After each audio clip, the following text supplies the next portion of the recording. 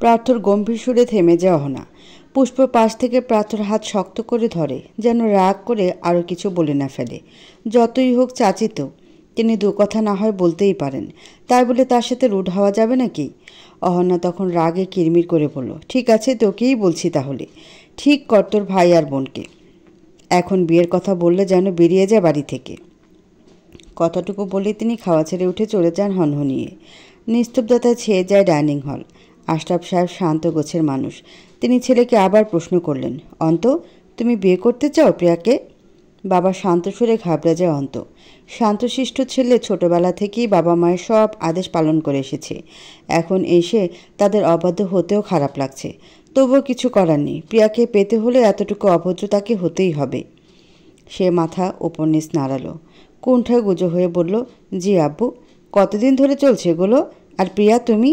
বাবাকে আর বলতে না দিয়ে অন্ত ফটফট করে বলে ফেলল, ওর কোনো দোষ নেই আব্বু, আমি 2 বছর যাবত ওকে ভালোবাসি। ও তো রাজি ছিল না, আমি জোর করে ওকে রাজি করিয়েছি। আমি থামো, বুঝতে পেরেছি। আমি প্রিয়ার দোষ দিচ্ছি না। যেভাবে ওকে প্রোটেক্ট করছো যেন ওকে বকা দিচ্ছি।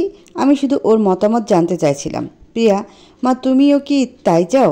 আশরাফ সাহেবের কথায় অন্তর লজ্জায় গায়েব হয়ে যেতে ইচ্ছে করছে। ও সত্যিই ভেবেছিল বাবা প্রিয়াকে বকা দেবে, তাই তো এইভাবে হড়হড় করে কথাগুলো বলে দোষ সব নিজের ঘাড়ে নেওয়া। এখন লজ্জায় তার মরিমরি অবস্থা। ওদিকে প্রিয়ার হালাতও একই। ও আগে জানলে বাড়িতে পা রাখত না। এত নার্ভাস লাগছে মেয়েটার। সবচেয়ে বেশি নার্ভাস বোনের রিয়াকশন দেখে। বুবু যে আগে থেকে সব জানতো তা সে জানতো না। আজ মেয়েটা যে কতটা চমকেছে তা হিসাবের বাইরে। আশরাফের করা প্রশ্নে প্রিয়া চোখ দাঁত খিচিয়ে ওপর নিচে মাথা নাড়ালো। উত্তরে সন্তুষ্ট হলেন আশরাফ। সাথে বুকের ভেতরের পাথর নেমে গেল অন্তর। ছেলেটা ভেবেছিল প্রিয়া হয়তো ভয়ে মানা করে দেবে, কারণ এমন পরিস্থিতি তাদের দুজনের জন্যই অজ্ঞাত ছিল। আগে থেকে কোনো পরামর্শও করা ছিল না তাদের। হুট করে যেন সব হলো। আশরাফ সাহেব খাওয়া শেষে উঠে গেলেন। প্রার্থকে বলে গেলেন, তোর শ্বশুরবাড়ির লোকেদের আসতে বল প্রার্থ। শুভ কাজে দেরি কিসের? প্রত্যয় সাহেবের 2 মেয়েই আমার ঘরের লক্ষ্মী হোক। সকলেই খুশি হলো এমন একটা কথায়, বিশেষ করে পূর্ণিমা বেগম।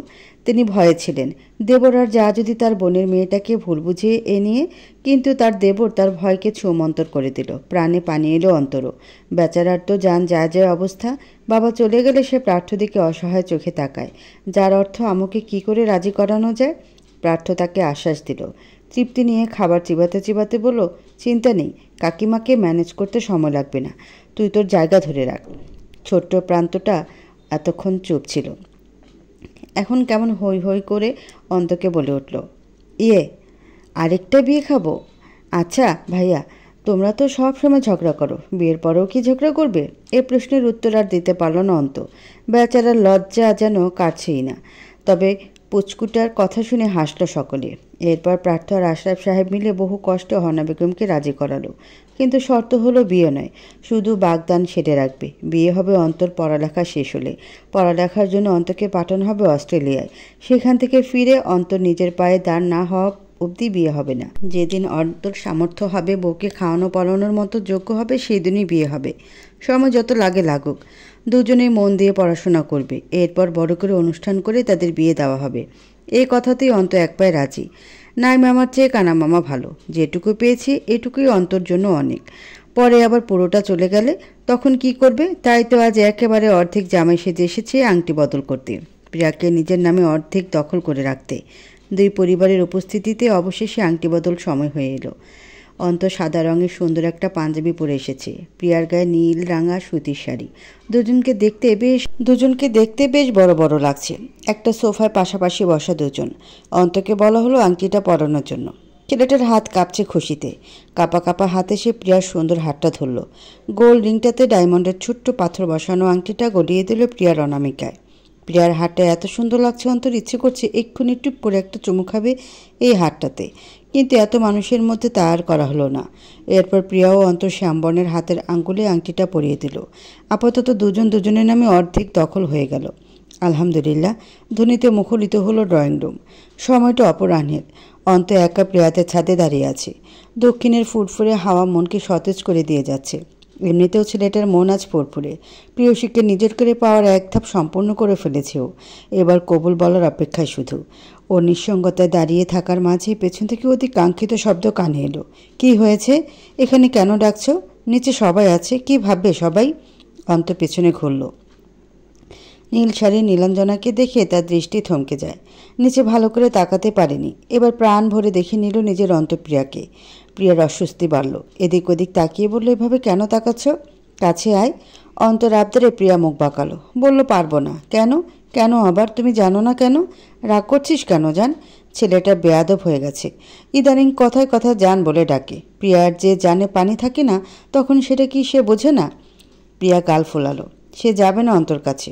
অন্তর নিয়ে যুদ্ধকে এগিয়ে গিয়ে প্রিয়াকে টেনে নিয়ে এলো। গালে এক হাত রেখে বলল, এমন রাগ করলে আমি যাব কি করে বলতো? প্রিয়া মাথা নিচু করে অশ্রু লুকিয়ে বলে, যেতে হবে কেন? আমাদের জন্য, আমাদের ভবিষ্যতের জন্য। বিয়ে করতে হবে না আমাদের? দেশে থেকে পড়ালেখা করলে কি হতো? দেশে কি পড়ালেখা হয় না?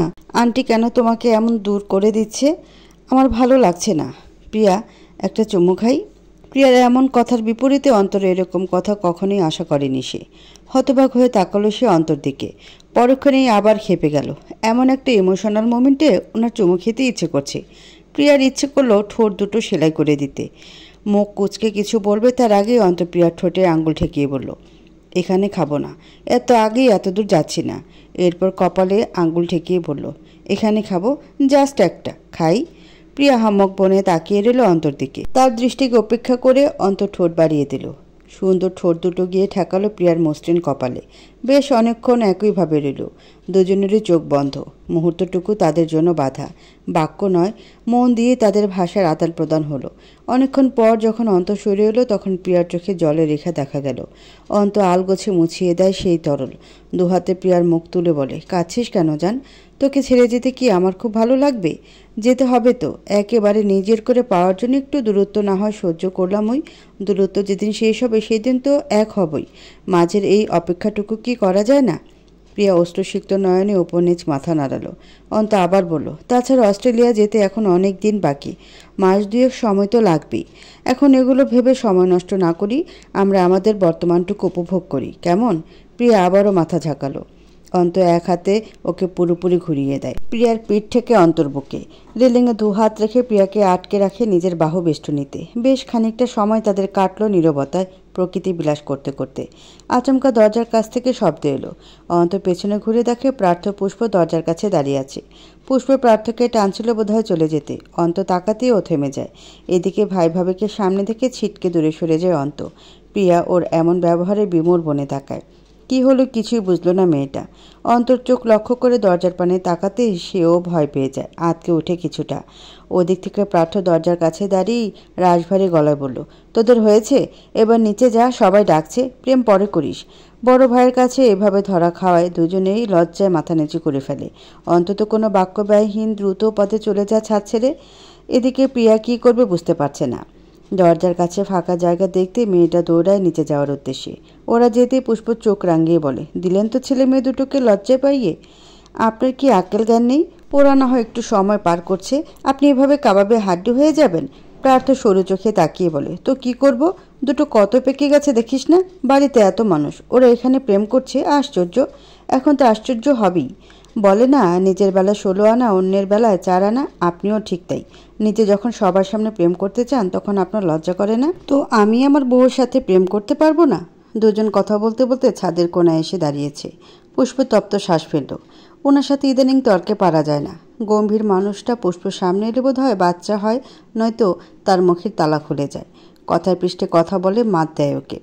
পুষ্প তাই কথা না বাড়িয়ে রেলিং ঘেঁষে দাঁড়ালো। প্রার্থ তার পেছনে দাঁড়িয়ে দুহাতে ওর মেয়েধীন কোমর আঁকড়ে ধরে। পুষ্পর খোলা চুলের মাঝে নিজের মুখ ডুবিয়ে দেয়। পুষ্প ঠেস দিয়ে বলতে নেয়, এখন কেন আপনি? প্রার্থ বাধা দেয়। বেশ গম্ভীর সুরে ধমকে ওঠে, বলেছি না? আপনি বলবি না তো কি বলবো? তুমি। পুষ্পর মাথা তখন তুষ্ট বুদ্ধি এলো। বলবো, ঠিক আছে। যেদিন আমি দ্বিতীয়বার মা হব সেদিন থেকে তুমি বলে ডাকবো, আর যেদিন তৃতীয়বার মা হব সেদিন থেকে তুই বলে ডাকবো, আর যেদিন চতুর্থবার মা হব সেদিন বাবু রাব্বু বলে ডাকবো, চলবে? প্রার্থ এবার পুষ্পকে নিজের দিকে ঘুরিয়ে নিল। দুহাত কোমরে রেখে কাছাকাছি দাঁড়ালো। চোখে চোখে তাকিয়ে বলল, এটা কেমন নিয়ম? মা হওয়ার সাথে আমার সম্বোধনের কি সম্পর্ক? আর মাঝে তুই শব্দটা এলো কেন? তোর সাহস আছে আমাকে তুই বলে ডাকার? আপনি তাহলে আমাকে তুই বলেন কেন? আমি কি এখন আপনার খালাতো বোন আছি? আমি এখন আপনার স্ত্রী। তো তুই কি চাইছিস, আমি তোকে তুমি বলে ডাকবো? হ্যাঁ ডাকবেন। কখনো না। তাহলে আমিও আপনি বলেই ডাকবো, তুমি কখনো বলবো না। পার্থ হতাশ হন। যেন তেন করে তো ভাই বলা আটকেছে, এবার আর আপনি বলা থেকে আটকাতে পারছে না। ভারী মুশকিলে পড়ল ছেলেটা। বউর মুখে আর কতদিন আপনি ডাক শুনবে? একটু তুমিও তো ডাকতে পারে। পার্থ এবার কঠোর হলো। মেয়েকে রাগ দেখিয়ে বলল, তুই কি তুমি ডাকবি নাকি না? পুষ্প দুহাত পার্থর বুকের উপর ঠেকিয়ে রেখেছে। সে জোরে জোরে মাথা নেড়ে বলল, না ডাকবো না, আপনি আমার কাছে আপনিতেই সুন্দর। পার্থ আচমকা কামড় বসালো পুষ্পর ফোলা নরম গালের মাঝে। ফর্সা ত্বক মুহূর্তে লালচে হয়ে গেল, দাগ বসে গেল দাঁতের। সে আহামক বনে তাকিয়ে আছে পার্থর দিকে। পার্থ সে কামড় বসানোর জায়গায় ছোট ছোট চুমু দিয়ে বলল, এটা আমার কথা না শোনার শাস্তি। পুষ্পর চোখ দুটোতে বিস্ময়। গালে হাত দিয়ে দেখে একদম দাগ বসে গেছে। কণ্ঠেও একই রকম বিস্ময় নিয়ে বলল, তাই বলে কামড়াবেন? ভবিষ্যতে কথা না শুনলে আরও ভয়ঙ্কর শাস্তি দিব। কিন্তু এটাতে দাগ বসে গেছে তো, নিচে কি করে যাব সবাই বুঝে যাবে। পার্থ বাঁকা হেসে বলে, এটাই তো শাস্তি। পুষ্পর মাথায় আকস্মিক এক বুদ্ধি এলো। সে বুদ্ধির জেরে হুট করে পুষ্প অনাকাঙ্ক্ষিত একটা কাণ্ড ঘটিয়ে ফেলল। ঝাঁপ দিয়ে পার্থর গলা জড়িয়ে ধরে ওর উন্মুক্ত ঘাড়ে কামড় বসালো। পার্থ ব্যথা পেলেও সরে গেল না বা নড়চড় করল না। কামড় দিতে দিল ইচ্ছে মতো। কামড়টাই দিয়েই পুষ্প উঠে এলো। ভ্রু নাচিয়ে বোঝালো সে বিশ্ব জয় করে ফেলেছে। পার্থ শান্ত সুরে বলল, এটা কি ছিল? কামড়? এটা আপনার শাস্তি। আমি একা কেন শাস্তি পাবো? আপনিও পান। নিচে গেলে এবার আপনিও লজ্জা পাবেন। পার্থ হাসল। সে হাসিতে ঠোঁট প্রসারিত হলো না খুব একটা। পুষ্পকে বুঝতে দিল না। বলল, তোর মনে হয় আমার লজ্জা আছে? পুষ্প বোকা বোকা চোখে তাকিয়ে বলল, নেই। আছে। পুষ্পর তখন মনে পড়ল তার সুপারহিরো বরের লজ্জা বলতে কিচ্ছু নেই। সে পারে না শরীরে সবখানে দাগ নিয়ে উদম হয়ে বাড়িময় ঘুরে বেড়াবে। তবুও লজ্জা নামক বস্তু তার ধারে ধরা দেবে না। পুষ্প নিজে নিজের কপাল চাপড়ালো। পার্থ তখন হো হো করে হেসে দিল। দুষ্টুমি ভরা কণ্ঠে বলল, লজ্জা কিন্তু তোকেই পেতে হবে, দুটো কামড়ের জন্যই। চাইলে আরেকটা দিতে পারিস, এবারে একটা ঠোঁটেতে নে। বলতে বলতে নিজের ঠোঁট এগিয়ে দেয় সে। পুষ্প দুহাতে ওর ঠোঁট চেপে ধরে। মেকি রাগ দেখিয়ে বলে, চুপ করুন বেহায়া লোক, লজ্জা কি সব বানের জলে ধুয়ে মুছে দিয়েছেন? পার্থ বন্ধমুখেই বলল, থাকলো তো ধুবো।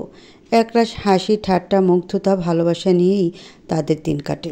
এমন কোনো দিন নেই যেদিন তাদের ভালোবাসার গল্প হয় না। প্রতিটি মুহূর্তে প্রতিটি ক্ষণে তাদের ভালোবাসা আদান প্রদান হয়, হয়তো একটু ভিন্নভাবে, একটু ভিন্ন উপায়ে, তবে ভালোবাসা কমে না।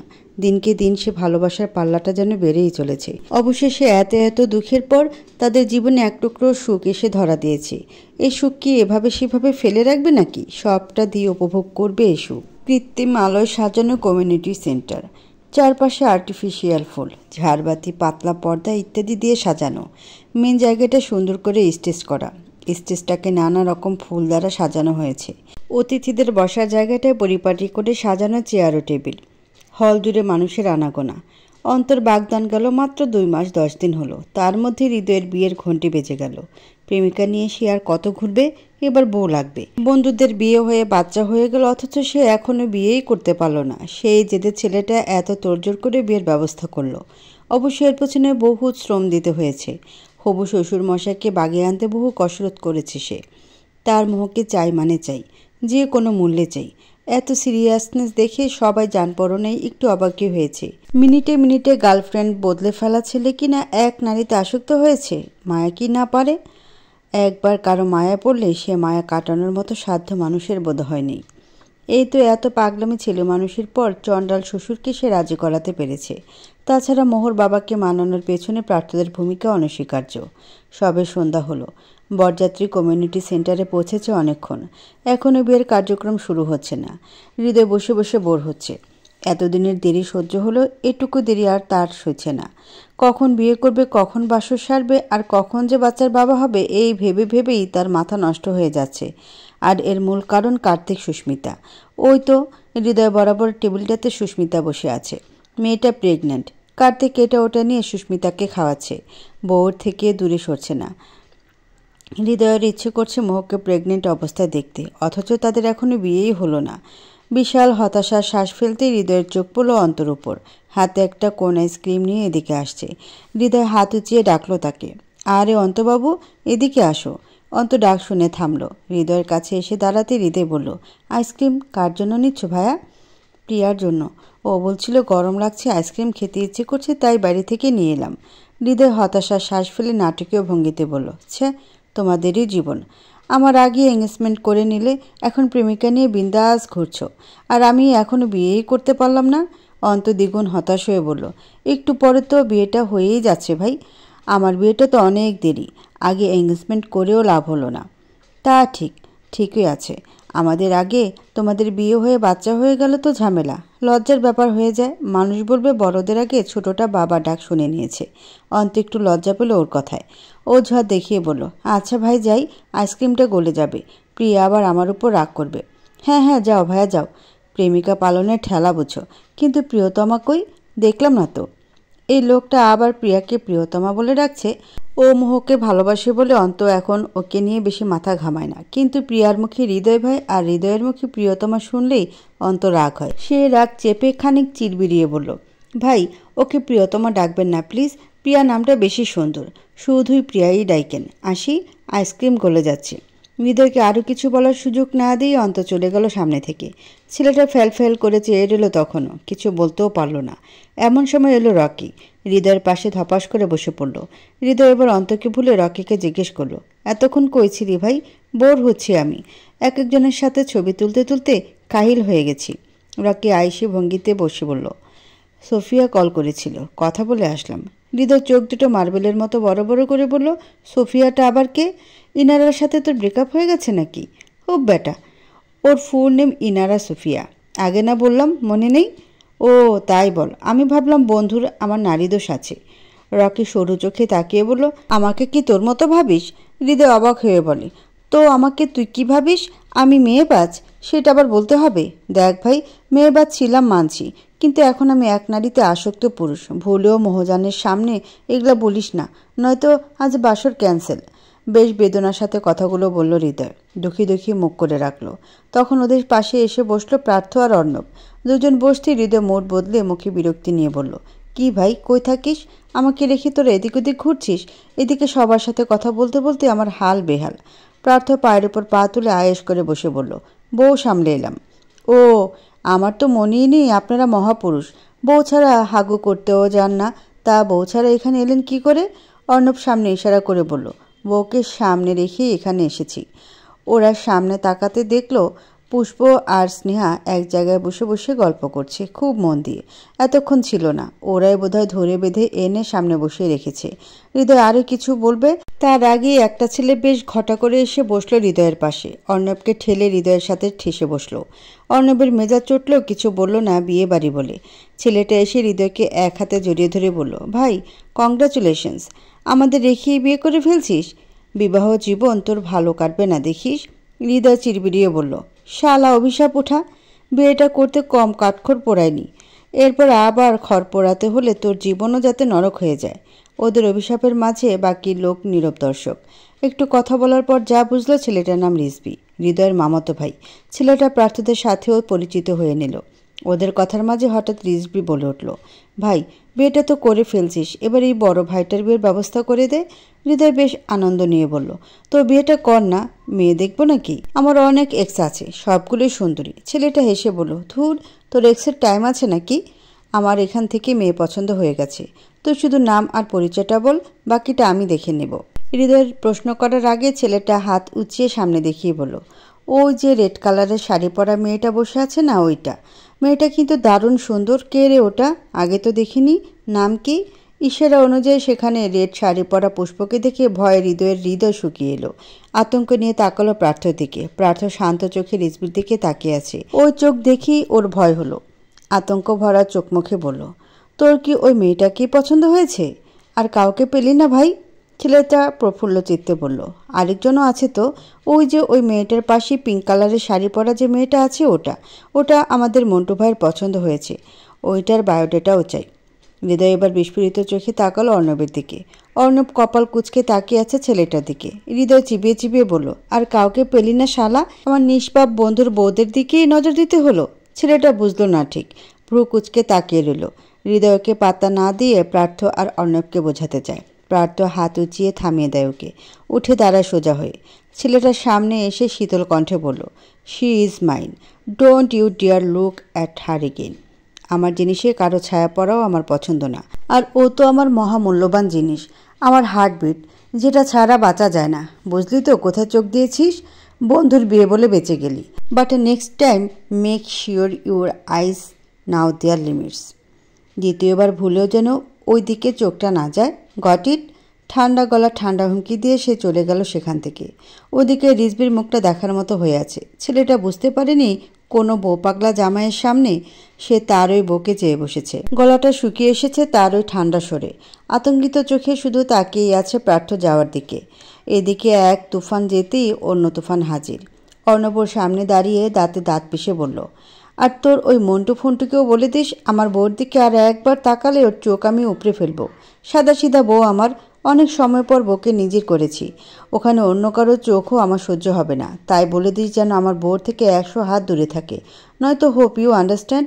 নিজের করা বাক্যগুলো ছেড়ে সেও চলে গেল সেখান থেকে। রিজবি কি বলবে বুঝতে পারছে না। সামান্য পছন্দ হয়েছে বলা ছেলেগুলো এতগুলো ঠান্ডা হুমকি দিয়ে গেল। ওদিকে প্রার্থ পুষ্পদের কাছে গিয়ে দাঁড়িয়েছে। স্নেহাকে শুধু বলল, অর্ণব তোমাকে ডাকছে স্নেহা, যাও। স্নেহা ভদ্র মেয়ের মতো আচ্ছা ভাইয়া বলে চলে গেল। প্রার্থ পুষ্পের হাত ধরে উঠিয়ে টানতে টানতে নিয়ে গেল বাইরের দিকে। পুষ্পকে কিছু বলার সুযোগই দিল না। ওরা গিয়ে থামলো গেটের দিকে, যেখানে মানুষজন আপাতত কম।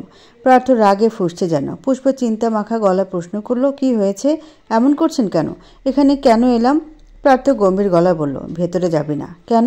কি হয়েছে ভেতরে? আগুন লেগেছে। পুষ্প ভয় পেয়ে গেল। ভাবলো সত্যিই বুঝি কোথাও আগুন লেগেছে। বিচলিত হয়ে বলল, কোথায় লেগেছে আগুন? ওরা সবাই ভেতরে তো। কিছু করুন। কোথায় আগুন? আগুন ওখানে না এখানে। আমার ভেতরে লেগেছে আগুন।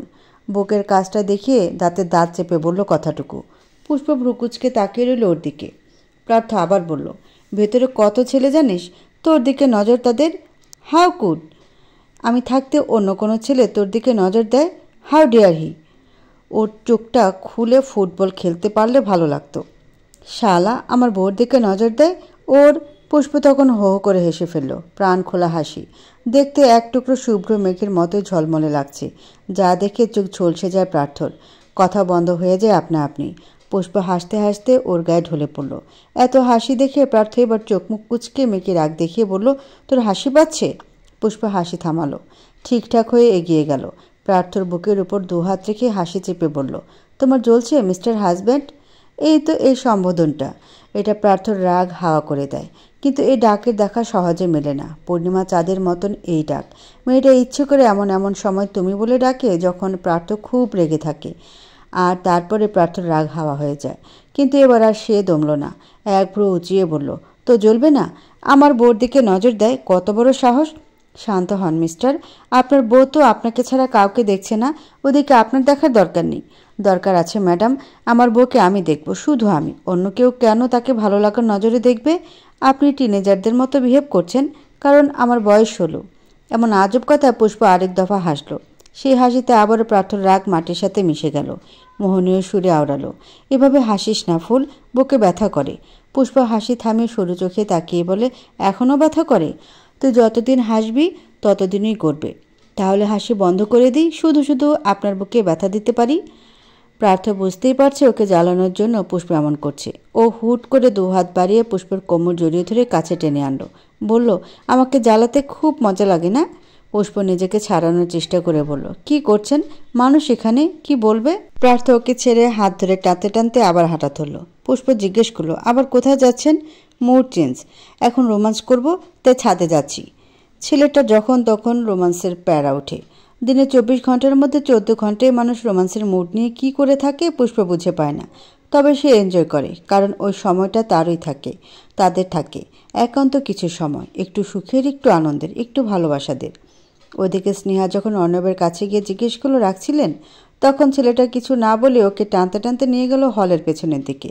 ওখানে মানুষ নিয়ে বললেই চলে। শুনশান জায়গাটায় এসে দাঁড়ালো দুজন। স্নেহা প্রশ্নাত্মক দৃষ্টিতে ওর দিকে তাকিয়ে থাকলে অর্ণব নিজে প্রশ্ন ছুড়ল, বিয়ের আগেও ছেলের এভাবে তোমার দিকে নজর দিত? আগামাথাহীন কথাটার মর্ম তেমন বুঝল না সে। কনফিউশন নিয়ে জিজ্ঞেস করলো, বুঝলাম না, কি বলতে চাইছেন?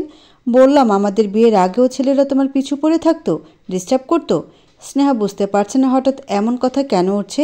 অর্ণব তো এমন কথা কখনো বলে না, হঠাৎ কি হলো? স্নেহা ওই প্রশ্নে না গিয়ে খানিক মেয়ে গিয়ে বলল, হ্যাঁ একটু আটটু ডিস্টার্ব তো ছেলেরা মেয়ে দেখলে করেই। তোমাকে এত সুন্দর হতে কে বলেছে? আপনি এমন করে বলছেন কেন? কি হয়েছে? তোমাকে দেখে অন্যের বিয়ে করতে ইচ্ছে করছে।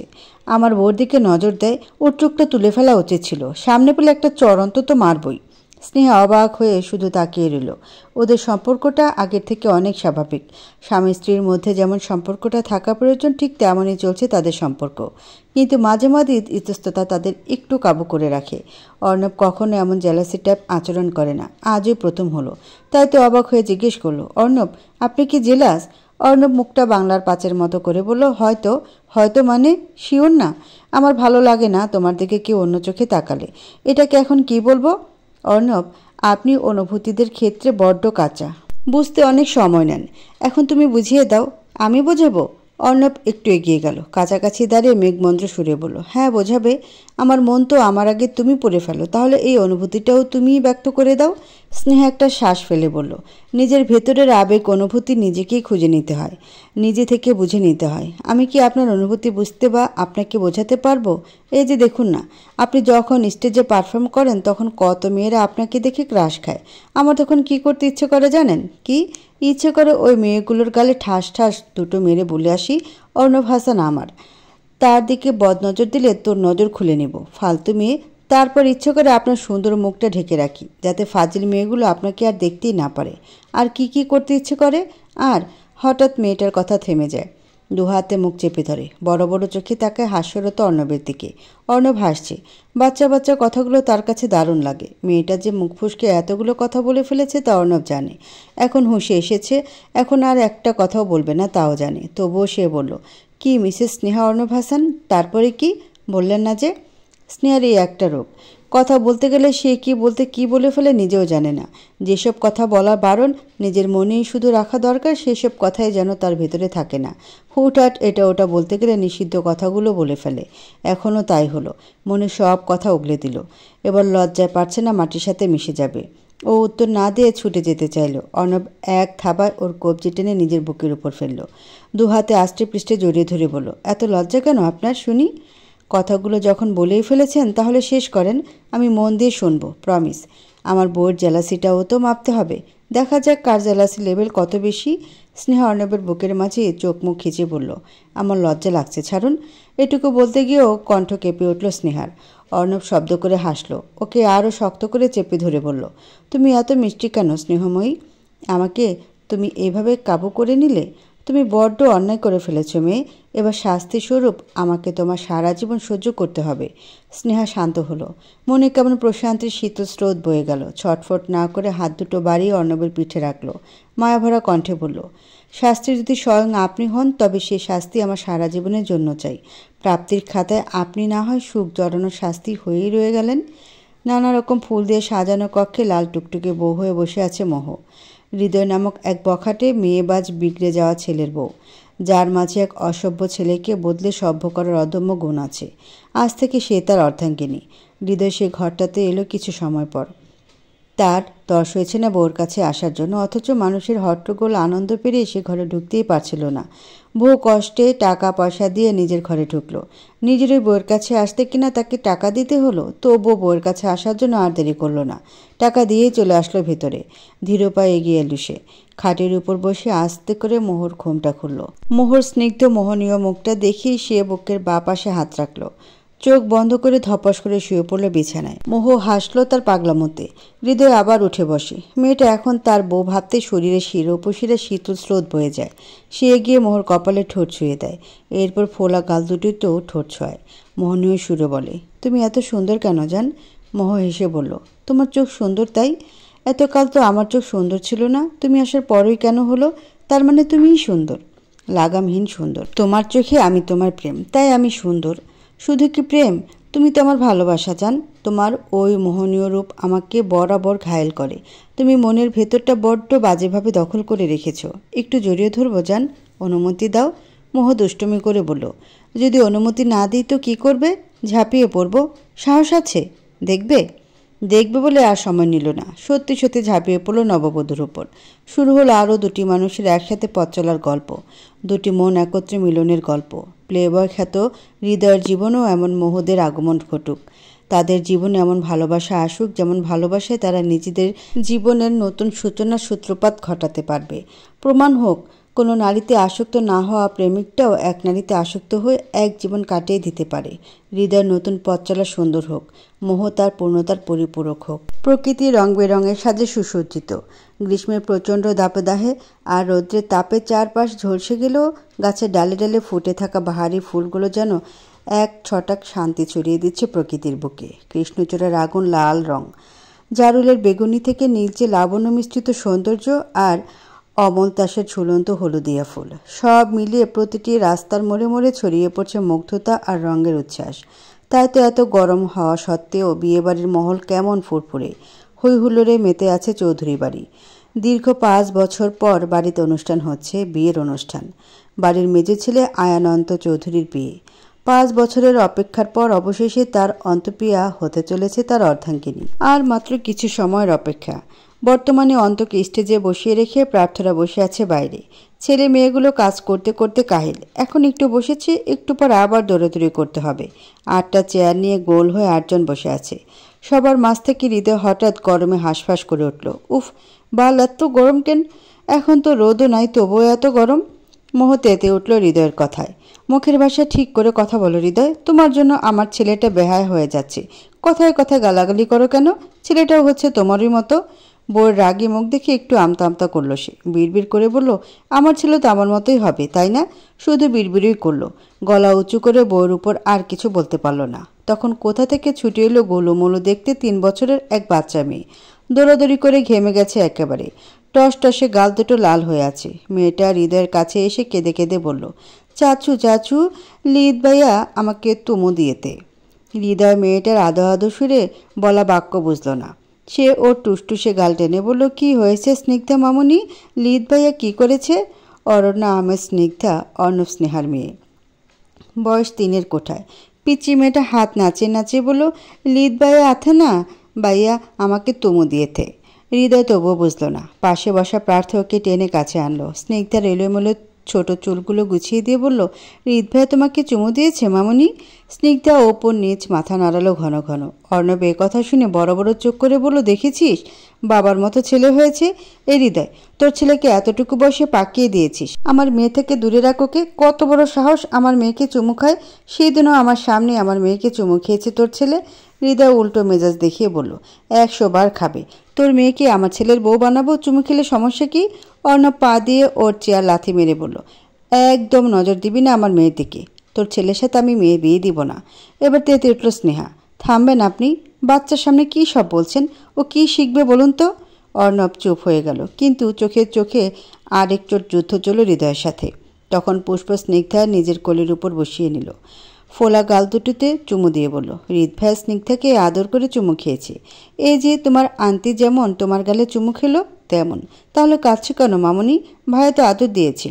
স্নিগ্ধা ছোট ছোট করে তোতলানো সুরে বলল, পাপা বলেতে লিদ ভাইয়া তুমু খেলে আমার কাঁধে বিতাল দেবে। কালন বেশি তুমু খেলে লোক হয়। কথাটুকু শুনে সবাই অর্ণবের দিকে সরু চোখে তাকালো। এতটুকু মেয়েকে এসব বলার কি প্রয়োজন? এতগুলো চোখ দেখে বেচারা অর্ণব মিয়ে যায়। পুষ্প স্নিগ্ধাকে আদর করে বলে, না মা, পাপা ভুল বলেছে। বড়রা আদর করে চুমু খেলে কিছু হয় না। তবুও আমি হৃদ ভাইয়াকে বকে দিব, ঠিক আছে? আচ্ছা। কথা শেষ হতেই ওদের সামনে এলো স্নিগ্ধার থেকে একটু বড় আরেকটা মেয়ে। চিকন চাকন দেখতেও অতিরিক্ত ফর্সা মেয়েটা। সেও ঘেমে নিয়ে একাকার, মুখ পুরো লাল হয়ে আছে। বয়স 4 হবে। সে এসে সুস্মিতার পাশে দাঁড়ালো। মাকে উদ্দেশ্য করে বলল, আম্মু, লিদ আমাকে খেলতে দেয় না। হৃদয় অবাক হয়ে বলে, শশীমা, হৃদ কি তোমাকেও চুমু দিয়েছে? কার্তিকের মেয়ে শর্মিলা সাহা শশী মাথা ঝাঁকিয়ে গালে হাত দিয়ে দেখিয়ে বলল, হ্যাঁ চাচু, এখানে চুমু দিয়েছে। তালপল আমাকে খেলতেও দেয় না। এবার কার্তিকও অর্ণবের মতো খেপে গেল। আজ আসুক হৃদ, কত বড় সাহস, বড় বোনকেও চুমু খায়। এই মোহ, তুমি কিন্তু ছেলেকে একদম হৃদয়ের মতো হতে দিও না। বাপ ছিল প্লে বয়, ছেলেটাও সেই পথে হাঁটছে। ওকে আর সায়স্তা করেই ছাড়বো। বলতে বলতে হৃদ এসে হাজির হলো ওদের সামনে। সবে 4 বছর বয়সে পা রাখতে চলেছে, কিন্তু লাফালাফি এবং ফ্লার্টিং স্কিল তার 10 বছরের বাচ্চার থেকেও বেশি। বাবার থেকে 10 ধাপ এগিয়ে এসে। মাথা ভর্তি খাড়া খাড়া চুলগুলি প্রমাণ করে তার বদমেয়েশি লেভেল। দেখতে একদম বাবার মতো। মনে হয় হৃদয়ের কার্বন কপি এনে বসিয়ে দিয়েছে হৃদের মুখে। হৃদের পুরো নাম মাহিন আহমেদ হৃদ। হৃদ এসেই পুষ্পর কোলে বসে থাকা স্নিগ্ধাকে টানছে খেলার জন্য। স্নিগ্ধা আয় খেলবো।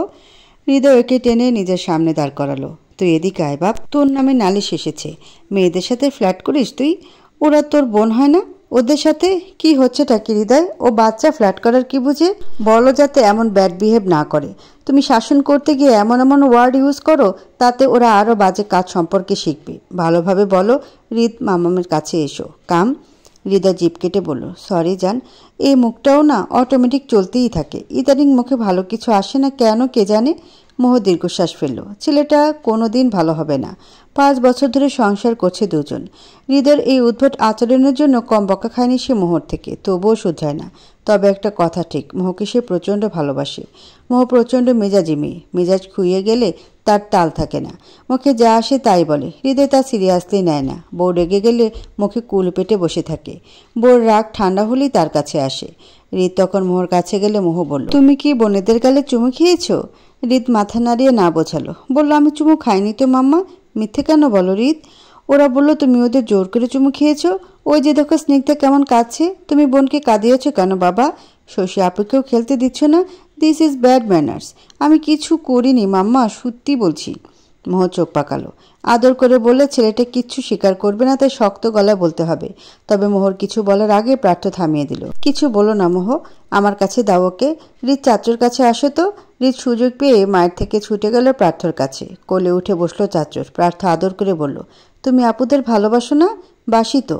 তাহলে ওদের কাঁদাও কেন? আমি তো একটু চুমু খেয়েছি। পুষ্প ফোড়ন কেটে বলল, এই নটি বয়, তুমি না চুমু খাওনি? হৃদ হাত দিয়ে দেখিয়ে বলল, একটু খেয়েছি আনতি, বেশি না। তাহলে মামামকে মিথ্যে কেন বললে?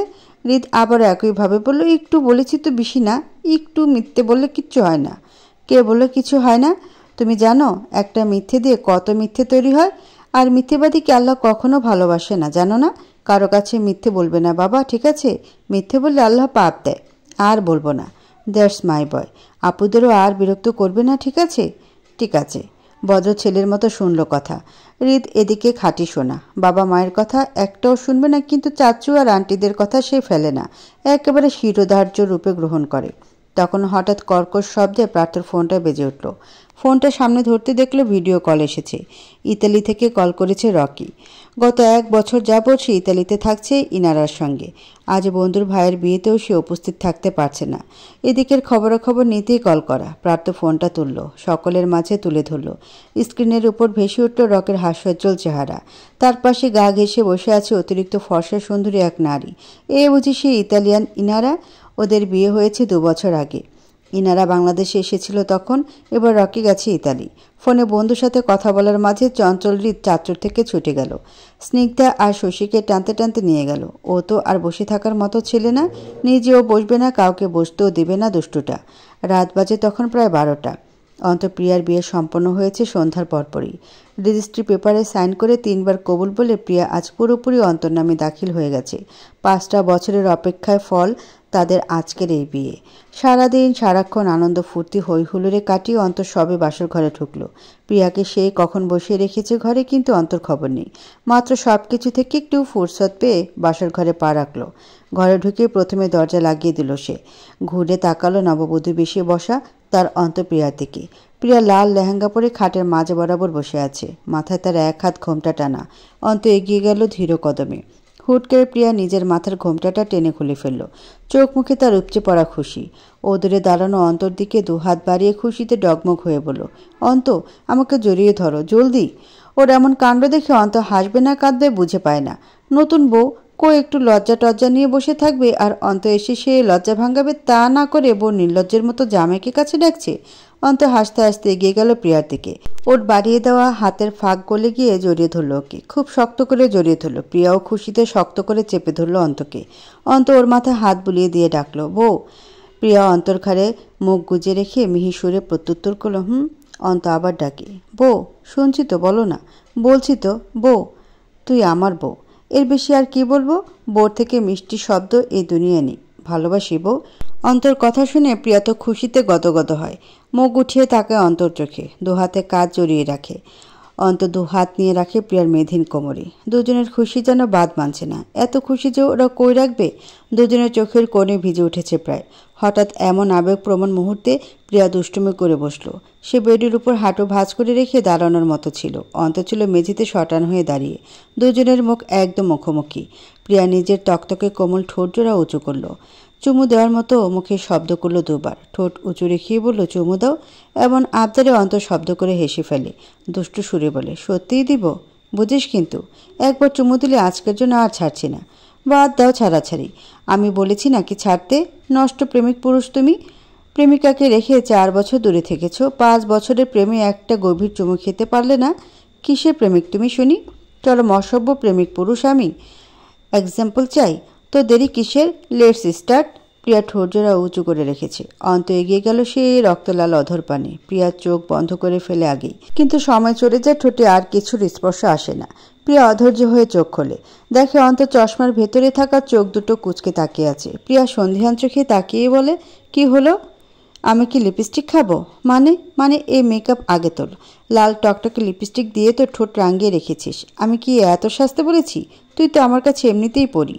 প্রিয়া প্রশংসা শুনে খুশিতে গদগদ, কিন্তু অন্ত কে বুঝতে দিল না। ঠোঁট ফুলিয়ে বলল, তাই বলে বিয়ের দিনও সাজবো না? অন্ত হেসে ওর ফোলানো ঠোঁটটাতে ছোট্ট চুমু দিয়ে বলল, বস আসছি। অন্ত গেল ক্লিনজার আর ন্যাপকিন নিয়ে এলো। প্রথমে যত্ন সহকারে বউয়ের গায়ের সমস্ত ভারী গয়না খুলে ফেলল, এরপর মুখের মেকআপও তুলে দিল। ন্যাচারালি প্রিয়াকে আরও বেশি সুন্দর লাগছে। ঘোর লেগে যাচ্ছে অন্তর, বিশেষ করে কৃত্রিম রঙহীন গোলাপি ও ওষ্ঠজোড়া একটু বেশি টানছে তাকে। অন্ত নেশলো চোখে মেপে মেপে দেখে নেয় তার অর্ধাঙ্গিনীকে। এই মেয়েকে নিজের অর্ধাঙ্গী রূপে পাওয়াটা যেন স্বপ্নের মতো লাগছে। মনে হচ্ছে সে কোনো স্বপ্ন দেখছে, কিন্তু না, এটা বাস্তব। অন্তপ্রিয়া সারা জীবনের জন্য অন্তর নামে লেখা হয়ে গেছে। অন্তর চাহনিতে এবার প্রিয়া নেতিয়ে পড়ে। এবার আর ছাড় দেয় না অন্ত। ওর গোলাপি অধৈর্যরা নিজের দখলে নিয়ে নেয় মুহূর্তেই। আর কোনো চাওয়া নেই, আর কোনো পাওয়া নেই। এই জন্মের জন্য অন্তর চাওয়া পাওয়া এটুকুই ছিল। সে পেয়েছে, প্রিয়াকে সে নিজের করে পেয়েছে। এরপর তার চাওয়া পাওয়া কতটুকুই বা বাকি থাকে? একটুও না। পুষ্পর বিছানায় দুটো ছোট ছোট বিড়ালের বাচ্চা শুয়ে আছে। পুষ্প রুমে এসে ওদের দেখে হতাশ শ্বাস ফেলে দুপাশে মাথা নাড়ল। বিড়াল ছানা দুটোকে ডেকে বলল, চিনিমিনি এদিকে এসো। এটা কি তোমাদের ঘুমানোর জায়গা? আমার সাহেববাবু আসলে যে বকা খেতে হবে জানো না? কাম আন্ডা বাচ্চা, আমার কাছে এসো। সাদা এবং সাদা কালো সংমিশ্রণে দুটো বিড়াল অলস ভঙ্গিতে উঠে এলো। পুষ্প 2 হাতে ছোট বাচ্চা দুটোকে হাতে তুলে নেয়। আদর দিয়ে বলে, আন্ডা বাচ্চা, আমি বলেছি না উনি বাসায় থাকলে বিছানায় ওঠা অ্যালাউ নয়? এসে তোমাদের দেখলেই বলবে। পুষ্প, সরা তোর আন্ডা বাচ্চাদের। জীবন জ্বালিয়ে দিল আমার। লোম লেগে গেছে বিছানায়। এবার আমি ঘুমাবো কোথায়? আর সারা রাত তোর উপর শুয়ে থাকবো। এটা তোর আন্ডা বাচ্চাদের পাপের শাস্তি। প্রার্থর মতো করে অভিনয় করে কথাগুলো বলে বলে হাঁটছে পুষ্প। প্রার্থ এখনও বিড়াল পছন্দ করে না, শুধু পুষ্পের প্রিয় বাচ্চা বলে বাড়িতে থাকতে দেয়। কিন্তু রুমে বিড়ালের অস্তিত্বটাও তার পছন্দ না। সেবার কত বুঝিয়ে শুনিয়ে এলাচির জন্য একটা মেয়ে বিড়াল আনলো। নাম রাখলো লিলি। এলাচির সাথে ভালোই জমে তার। পুষ্প ওদের বিয়েও দিল। একটা রেজিস্ট্রি টাইপ কার্ডে বিড়াল দুটোর পায়ের ছাপ দিল। সেই থেকে এলাচি আর লিলি সংসার করছে। গত বছর তাদের দুটো ফুটফুটে বিড়াল ছানা হয়েছে। পুষ্প ছানা দুটোর নাম রেখেছে চিনিমিনি। এ নিয়ে প্রার্থ দেনামনা। সে কিছুতেই এতগুলো বিড়াল রাখবে না বাড়িতে, কিন্তু ও শুধু মুখের কথাই। বউর উপরে সে কিছু করতে পারবে নাকি? পুষ্প এলাচির জন্য একটা ক্যাট হাউস বানিয়েছে, পাশেই চিনিমিনির জন্য আরেকটা ক্যাট হাউস। ও ক্যাট হাউসের সামনে এসে দেখে ভেতরে এলাচি আর লিলি একে অপরের দিকে ফিরে শান্তিতে ঘুমিয়ে আছে, অথচ তাদের আন্ডা বাচ্চাগুলো এদিক ওদিক ঘুরে বেড়াচ্ছে। পুষ্প চিনিমিনিকে তাদের হাউসে রেখে আবার রুমে ফিরে এলো। এসে দেখলো প্রার্থ রুমের সোফায় গায়ে লিয়ে বসে আছে। পুষ্প এগিয়ে এলো, প্রার্থর কাঁধে হাত রেখে বলল, আপনি এখানে কেন? বিছানা যান, ক্লান্ত হয়ে গেছেন, ঘুমান, বাচ্চারা ঘুমিয়েছে। প্রার্থ উঠল না, উল্টো পুষ্পকে টেনে নিজের কোলে বসালো। বলল, বাচ্চারা 3 জনেই ঘুমিয়ে গেছে, এবার তোকে নিয়ে আমি ঘুমাবো। তাহলে বিছানা চলেন। এখানে বসে বসে ঘুমাবেন? এখানে থাকি, একটু ভালো লাগছে। পুষ্প আর বারণ করলো না, বসে রইল প্রার্থর কোলে। প্রার্থ মুখ গুজে পড়ে রয় পুষ্পর কাঁধে। বেশ অনেকটা সময় কাটে। পুষ্প হঠাৎ কি মনে করে বলে ওঠে, আপনার বাচ্চা অনেক পছন্দ, তাই না? প্রার্থ শান্তস্বর, তুই জানিস না? জানি তো পছন্দ, তবে আমাদের যে কোনো বাচ্চা নেই, ওরাই আমার বাচ্চা। ওরা তো আমারও বাচ্চা, কিন্তু আছে না আপনার নিজের বাচ্চা। আপনার আর আমার নেই তো কি করার আছে? আর যা আছে তাতেই সন্তুষ্ট। তবু একটু আফসোস হয় না? না, হয় না। তুই আছিস না? তুই আমার থাকলে দুনিয়ার কোনো কিছুতে আমার আফসোস থাকবে না। পুষ্প আর কিছু বলল না, চুপ রইল অনেকক্ষণ। প্রার্থ এবার উঠতে চায় বিছানায় যাওয়ার জন্য, পুষ্প উঠতে দেয় না। ভাবে আজই সব বলবে, আর লুকানো সম্ভব না। যে সুখবরটা সে প্রার্থর জন্মদিনের দিন দিতে চেয়েছিল সেটা আজই বলে দিবে। এই আনন্দ একা একা ভোগ করার মজা নেই। সে প্রার্থকে বসিয়ে রেখেই বলে, এখন না, পরে আপনাকে জরুরি একটা কথা বলবো। প্রার্থ কপাল কুঁচকে শুধালো, কি কথা? আগে বলুন, আপনার বাবা চাই নাকি মা চাই? মানে? আর একটু চুজ করুন না, বাবা চাই নাকি মা চাই? প্রার্থ না বুঝেই বলল, দুটোই চাই। পুষ্প তখন বিড়বিড় করে বলে, তাহলে আমাদের দুটো বাচ্চা হবে। প্রার্থ বুঝল না। পুষ্প চোখের কোণ ততক্ষণে ভিজে উঠেছে। ও প্রার্থর হাতটা টেনে নিয়ে নিজের পেটের উপর রাখলো, কম্পিত সুরে বলল, এখানে আপনার একটা বাবা নয়তো একটা মা আছে। আপনার কোনটা চাই বলুন তো? প্রার্থ চোখ মুখে বিস্ময়, অবাক দৃষ্টিতে তাকিয়ে আছে সে পুষ্পর চোখে। 5 বছরের সংসার জীবন তাদের। পুষ্পর অসুস্থতার পর সে আর মা হওয়ার সুযোগ পায়নি। ডাক্তারও দেখিয়েছে, তবুও লাভ হয়নি।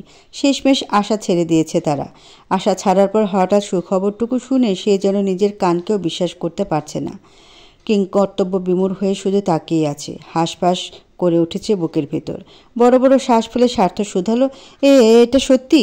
পুষ্প ভেজা চোখেই হেসে দিল। প্রার্থর গালে হাত রেখে বলল, আপনার মনে হয় আমি এই বিষয় নিয়ে মজা করব? প্রার্থ ঘন ঘন মাথা নাড়ে দুপাশে। ছেলেটার চোখে ভিজে উঠেছে। প্রথমবার বাবা হয়েও বাবা না হওয়ার কষ্ট সে কখনো ভুলবে না। পুষ্পকে বুঝতে না দিলেও সে মনে মনে চাইতো তাদের একটা বাচ্চা হোক, প্রার্থকে বাবা ডাকার একটা মানুষ হোক। অবশেষে আল্লাহ তার ইচ্ছেটা পূরণ করেছে। সে আর একভাবে বসে রইল না। পুষ্পর গালে নাকে মুখে সহস্রাধিক চুমু খেল। পুষ্পকে সোফায় বসিয়ে নিজে হাঁটু গেড়ে বসে পড়ল নিচে। পুষ্পর পেটে হাত রেখে দৃষ্টি পুষ্পতে তাক করে বলল, আমি আবার বাবা হব ফুল? আমরা আবার বাবা মা হব। প্রার্থ পুষ্পর পেটেও চুমু খায় অনেকগুলো। পুষ্পকে জড়িয়ে ধরে উঠে দাঁড়ায়। ঘরের ভেতরে ওকে নিয়ে গোল গোল ঘুরতে থাকে। এই খুশি আর ধরে রাখে কে? এক চোট লাফিয়ে বেরিয়ে থামে সে। পুষ্পকে দাঁড় করায় নিজের মুখোমুখি। দুহাত পুষ্পর গালে রেখে মোহনীয় সুরে জানায়, এত খুশি কেন দিস আমাকে? এই খুশি আমি কোথায় রাখবো বল? আমার খুশিতে পাগল হতে ইচ্ছে করছে। পুষ্প ভেজা চোখে কম্পিত সুরে হাসতে হাসতে বলে, এই সাবধান, একদম পাগল হওয়া যাবে না। আমার বাচ্চা পৃথিবীতে এসে তার বাবাকে পাগল দেখলে কি ভাববে বলুন তো? পাগলকে দেখলে তো পাগলই ভাববে। পুষ্প খিলখিল করে হাসল।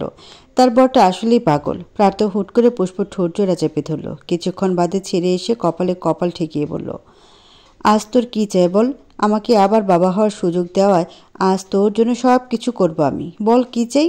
পুষ্প দুহাতে প্রার্থর গাল চেপে ধরে বলে, আমার আপনাকে চাই, আমাদের সন্তানকে চাই, আমার পরিপূর্ণ একটা সংসার চাই। প্রার্থ কিছু বলল না। পুষ্পের কপালে ছোট চুমু দিয়ে তাকে জড়িয়ে রাখলো নিজের সাথে, মিশিয়ে রাখলো বুকের সাথে। পুষ্প গুটিসুটি মেরে পড়ে রইল সেই বুকে। পৃথিবীর সর্বোচ্চ শান্তি, সর্বোচ্চ সুখ মহান আল্লাহ তার ঝুলিতে এনে ঢেলে দিয়েছেন। এতটুকু দুঃখের বদলে এতখানি সুখ লেখা থাকলে ওই দুঃখটুকু কোনো ব্যাপার না। প্রাতঃ পুষ্পর এখন সুখী জীবন। জীবনের পুরোটা পথ তাদের এইভাবে সুখে শান্তিতে কাটুক। স্বর্গের বুকে সেদিন ঝুম বাড়িধারা। সেই সন্ধ্যে থেকে এক নাগারে বিরতিহীনভাবে বৃষ্টি হচ্ছে, এখনো থামার নাম নেই। বাইরের বৃষ্টির শব্দ, বুকের ভিতরে চাপা ভয় ও করিডোরের নিস্তব্ধতা, সব মিলিয়ে পরিবেশ কেমন অদ্ভুতুরে। ভয়কে যেন 10 গুণ বাড়িয়ে দিচ্ছে এমন এক পরিবেশ। প্রাতঃ হঠাৎ উঠে দাঁড়ালো। হসপিটালের করিডোরে পায়চারি করতে লাগলো। ভেতরে তার বউ বাচ্চা জন্ম দিতে ব্যস্ত। এদিকে সে হার্ট অ্যাটাক করা থেকে নিজেকে বাঁচাতে ব্যস্ত। বুকের গতি ঠিক কতটা দ্রুত চলছে সে নিজেও জানে না। কিছুক্ষণ পর অপারেশন থিয়েটার থেকে একজন নার্স বের হলো। তার হাতে তোয়ালে পেঁচানো এক শিশু। সে এসে প্রার্থকে দেখিয়ে বললেন, কংগ্রাচুলেশনস মিস্টার পার্থ চৌধুরী, আপনি মেয়ের বাবা হয়েছেন। পার্থর চোখ ফেটে জল আসতে চায়। ঠিক কতদিন অপেক্ষা করেছে এই কথাটা শোনার জন্য। যবে থেকে শুনেছে তার সন্তান আসবে পৃথিবীতে, তবে থেকেই সে অপেক্ষায় আছে। সেই অপেক্ষার আজ 7টা মাস পেরোলো। নার্সটা তখন বাচ্চাটাকে এগিয়ে দিল প্রার্থর দিকে। প্রার্থর বুকে কম্পন হয়, হার্টের গতি আরও বাড়ে। কাঁপা কাঁপা হাত দুটো সামনে এগিয়ে নিল সে। নার্স আলগোছে বাচ্চাটাকে প্রার্থর কোলে দেয়। প্রার্থর হাত তখনও কাঁপছে, তরতর করে ঘামছে শরীর। কোলে ছোট বাচ্চা মেয়েটা ফর্সা, চোখ মুখ কুঁচকে আছে, কিন্তু কান্না করছে না, চোখ মেলে চাইতে পারছে না। প্রার্থ আলতো করে বুকের সাথে জড়িয়ে রেখেছে যাতে মেয়েটা ব্যথা না পায়। মেয়ের অমন কোমল নিষ্পাপ চেহারা দেখে প্রার্থর বুক এবার শান্ত হয়। নিষ্পলক চেয়ে রইল নিষ্পাপ মুখমণ্ডলে। এরপর আস্ত করে ডেকে ওঠে আম্মু বলে। আম্মু বলার সাথে সাথে মেয়েটা ভ্যা করে কাঁদতে শুরু করে। সে কি কান্না তার! করিডোরে থাকা সকলে তখন প্রার্থকে ঘিরে ধরেছে বাচ্চা কোলে নিবে বলে। এ বলে আমাকে দে, ও বলে আমাকে দে। প্রার্থ কাউকেই দিল না। মন ভরে চোখ শীতল করে দেখে নিল আদরের চাঁদের টুকরোকে। এরপর পুষ্পর বাবা প্রত্যয় এসে নিয়ে গেল মেয়েকে। তিনি আজান দিবেন নাতিনের কানে। পার্থ তখন মনে পড়ল তার স্ত্রীও আছে ভেতরে, যার কোনো খবর এখনও পায়নি সে। সে নার্সটাকে ডেকে বলল, বাচ্চার মা কেমন আছে? ও ভালো আছে তো? আমি কি দেখা করতে পারবো? মা মেয়ে দুজনেই একদম সুস্থ সবল আছে, তবে আপনি এখনই দেখা করতে পারবেন না, একটু সময় লাগবে। পার্থর মন আনচান করলো পুষ্পকে দেখার জন্য। এরকম একটা মুহূর্ত ওকে ছাড়া এনজয় করা যায় নাকি? তবুও আনচানে মনকে সে সরিয়ে রাখলো। পুষ্প সুস্থ আছে, এটুকুই যথেষ্ট। দেখা পরে করে নেবে। 2 ঘন্টা পর পুষ্পকে অন্য ওয়ার্ডে শিফট করা হয়। ডাক্তার পেশেন্টের সাথে দেখা করার সুযোগ দিলেও শর্ত দিয়ে দেন একসাথে 2 জনের বেশি মানুষ দেখা করতে পারবে না। পর্যায়ক্রমে দেখা করতে হবে সকলকে। তাই সকলে মিলে সিদ্ধান্ত নিল পার্থ আগে একা গিয়ে দেখা করে আসবে। এমনিতেও কেউ না চাইলেও পার্থই প্রথমে দেখা করত। সে আবার মেয়েকে সঙ্গে নিয়ে ঢুকলো কেবিনে। পুষ্প চোখ বুজেছিল। কেবিনে কার উপস্থিতি টের পেতে চোখ খোলে। পার্থর কোলে ছোট বাচ্চাকে দেখে চোখে কোণ বেয়ে গড়িয়ে পড়ে সুখজল। পার্থ এগিয়ে যায় ধীর কদমে। পুষ্পর কাছে এসে প্রথমে একটা চুমু খায় তার মসৃণ কপালে। এরপর মেয়েকে উঁচু করে ধরে দেখিয়ে মুগ্ধ চোখে মুখে তাকিয়ে আওড়ালো আমাদের। পুষ্প টলমলে চোখে উপন্যাস মাথা নাড়ায়। শোয়া থেকে উঠে বসতে চায়। পার্থ বাধা দেয়, উঠিস না, শুয়ে থাক, ব্যথা লাগবে কোথাও। কিছু হবে না, আমি ঠিক আছি। তবু উঠতে হবে না, আমি বেড উঁচু করে দিচ্ছি। অ্যাডজাস্টেবল বেডটা সামান্য উঁচু করে দিল পার্থ। এরপর বাচ্চাটাকে আর কোলে দিল। পুষ্প চোখে জল ফেলছে আর মেয়েকে দেখছে। গভীরভাবে তাকিয়ে থেকে পুষ্পর মনে হলো মেয়েটা একদম বাবার মতো হয়েছে। ওই চোখ, নাক, ঠোঁট সবই তো বাবার মতো। মায়ের মতো শুধু গায়ের রঙটা পেয়েছে, তাছাড়া কিছুই মায়ের মতো হয়নি। যদিও এত ছোট বাচ্চা কার মতো হয়েছে তা যাচাই করা মুশকিল, তবে পুষ্পর এমনটা মনে হলো। সে আদরে গলায় বলল, আম্মু, আমার আম্মু, তুমি কেন শুধু বাবার মতো হয়েছ? আমি কথাটুকু শেষ হওয়ার আগে মেয়েটা আবার কাঁদতে শুরু করলো আকাশ পাতাল কাঁপিয়ে। পার্থ উঠে কোলে নেয় ওকে। এদিক ওদিক হেঁটে থামাতে চায় মেয়েকে। পুষ্পকে উদ্দেশ্য করে বলে, এই ফুল, ওর কি আম্মু ডাক পছন্দ হয়নি? তখন আমিও আম্মু ডেকেছি আর কেঁদে ফেলেছে। এখনও তাই। ওকে তাহলে কি ডাকবো? পুষ্পের এত হাসি পেল কথাটায়, কিন্তু সেভাবে হাসলো না, চাপা হেসে বলল, আপনি জিজ্ঞেস করুন না আপনার মেয়েকে। পার্থ মেয়ের দিকে তাকালো। চোখ, নাক, মুখ কুচকে কিভাবে কাঁদছে দেখো। পার্থ কণ্ঠে পৃথিবীর সবটুকু আদর ও মায়া ঢেলে ডাকলো, আম্মা যান। আম্মু বললেই আপনি কাঁদেন কেন? আম্মু ডাক কি আপনার পছন্দ হয়নি? তাহলে কি বলবো? আম্মা যান বলবো না মা বলবো? মেয়ের কান্না থামছেই না। পার্থ বিচলিত হয়। এদিক ওদিক হাঁটে, এটা ওটা বলে মেয়েকে শান্ত করতে। সে কত কথা তার। এত কথা কখনো পুষ্পের সাথে বলেছে কিনা সন্দেহ। পুষ্প নিষ্পলক দেখে গেল বাবা মেয়েকে। স্বামী পার্থ তার কাছে পুরনো হলেও বাবা পার্থ একেবারেই নতুন। একটু আদরে, অনেকটা সুন্দর আর একেবারে আদর্শ বাবা। পুষ্পকে বাড়িতে আনা হলো 2 দিন পরেই। এরপর 7 দিনের দিন আকিকা করে বাচ্চার নাম রাখা হয় প্রার্থনা প্রজ্ঞা চৌধুরী। সেদিন আরেক দফা প্রজ্ঞাকে দেখতে আসে পার্থর বন্ধুরা, সাথে তাদের ছানাপোনা তো আছেই। 7 দিনের প্রজ্ঞা, তার চোখ মুখ তখনও কুচকানো ফোলা ফোলা। দেখতে সবার কাছে মিষ্টি লাগলেও হৃদের কাছে এই মেয়ে খুবই বাজে। তখন প্রজ্ঞা বিছানায় শুয়ে শুয়ে হাত পা নাড়ছিল। তার চারপাশে বাবা চাচারা বসে আছে। হৃদ দূরে দাঁড়িয়ে আছে। হৃদয় ওকে কাছে ডেকে বলে, কি বাপ, তুমি কি বোনরে কোলে নিবা না? শশী আপু, স্নিগ্ধা, ওরা দুজনেই কিন্তু প্রজ্ঞাকে কোলে নিয়েছে, তুমি নিবা না? হৃদ তখন নাক মুখ কুচকে বলে, না, আমি কোলে নেব না ওকে। কি বাজে ও, চোখ মুখ এমন ছুটু ছুটু, টিতো নাই, একদম বাজে, আমি নেব না কোলে। পার্থ মেয়ের নামের বদনাম শুনে ফুলে ওঠে। হৃদের দিকে সরু চোখে তাকিয়ে বলে, আমার মেয়ের কাছে তোমাকে আসতেও দিব না, বড় হয়ে ওর পিছনে ঘুরলে তোমার পিছনে আগুন লাগিয়ে দিব একদম। হৃদ তখন নাক সিটিয়ে বলে, উহ, তোমার মেয়ে সুন্দর না, নিগ্ধা সুন্দর, শশী আপু সুন্দর, ওকে আমি নিব না। হৃদের অপছন্দের সেই মেয়ের আজ 1 বছর পূর্ণ হলো। পার্থ তার জন্য ছোটোখাটো একটা বার্থডে পার্টির আয়োজন করেছে। প্রজ্ঞাকে বারবি ডল সাজিয়ে বসিয়ে রাখা হয়েছে ঘরে। একটু পরে ওকে নিচে নিয়ে যাওয়া হবে। পুষ্প, প্রিয়া, স্নেহা, মোহ, সুস্মিতা 4 জনই এবার নিজেদের সাজুগুজু শেষ করছে। সারাদিন কাজ করে এখন সময় পেল তারা সাজার। প্রজ্ঞা সবে বসা শিখেছে। তাকে বিছানায় বসানো হয়েছে এলাচির ছানাপোনা চিনিমিনির সাথে। চিনিমিনি এবার বেশ বড় হয়েছে, তাদের নিয়ে খেলতে ভালোবাসে সে। তার সামনে আবার বসে আছে হৃদ। প্রজ্ঞা চিনিকে ছয় আর খিলখিল করে হেসে ওঠে। তার সামনে 2টো দাঁত উঠেছে। হাসলে দাঁতগুলোর জন্য বেশি কিউট লাগে। আর ফোলা ফোলা গাল দুটো তো আছেই। হৃদের দেখলেই টুপটাপ চুমু খেতে ইচ্ছে করে। যাকে ছোটবেলার দেখলে নাক সিটকাতো, এখন তার সামনে সারাদিন বসে থাকতে পারবে। কারণ এখন প্রজ্ঞাকে দেখতে তার ভীষণ সুন্দর লাগে। ওদের দুজনের মাঝে তখন হাতে পুতুল নিয়ে কুটি কুটি করে হেঁটে এলো স্নিগ্ধা।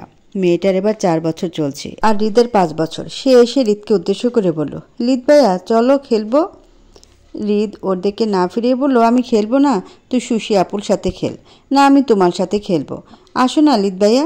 স্নিগ্ধা হৃদের হাত ধরে টানাটানি করছে খেলার জন্য, কিন্তু হৃদ উঠল না। সে প্রজ্ঞার দিক থেকে চোখ ফিরিয়ে স্নিগ্ধার দিকে তাকালো, কপাল কুঁচকে বলল, আমি খেলবো না নিগ্ধা, আমি প্রজ্ঞাকে আদল করবো।